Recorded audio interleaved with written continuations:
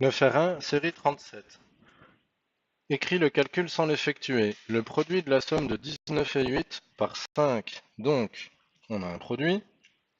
Ce produit comporte deux facteurs. Le premier est la somme de 19 et 8, puisque ça, c'est un seul paquet. C'est pour ça qu'on va mettre ça entre parenthèses, donc 19 plus 8. Et le tout est multiplié par 5. Voilà. Ne surtout pas oublier les parenthèses, sinon au niveau des priorités, ça ne va pas jouer. Question 2. 7 fois 12 plus 8. Alors surtout, on ne fait pas 12 plus 8, même si c'est tentant, parce que du coup ça tomberait sur 20. Ça n'est pas prioritaire, c'est d'abord la multiplication. Donc 7 fois 12 égale 84. Et puis 84 plus 8, ça nous donne 92. Question 3.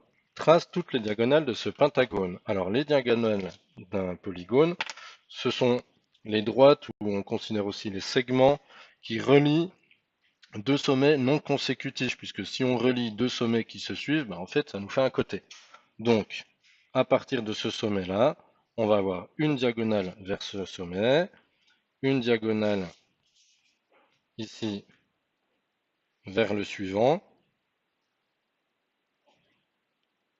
et puis c'est tout, puisque si on va sur le dernier sommet, ici, ça sera un côté. Donc en fait, on va avoir deux diagonales par sommet.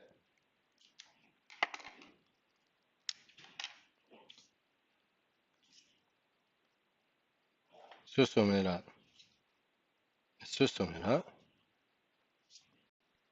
Voilà. Et puis,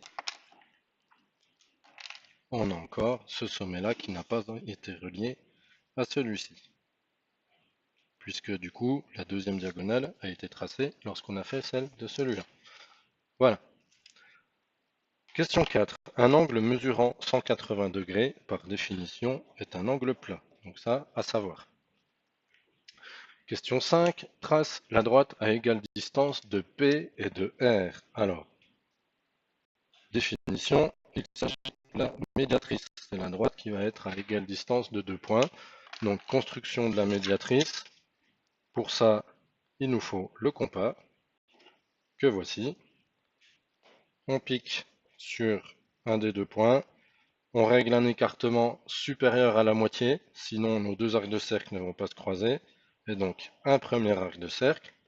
On conserve l'écartement et on va piquer sur l'autre sommet. Voilà. Deuxième arc de cercle. Et puis, on a nos deux points d'intersection qui vont nous permettre de tracer la médiatrice. Donc, ça va passer ici, ça va passer ici. Et voilà, j'ai la médiatrice qui est perpendiculaire et qui passe au milieu du segment formé par les points P et R.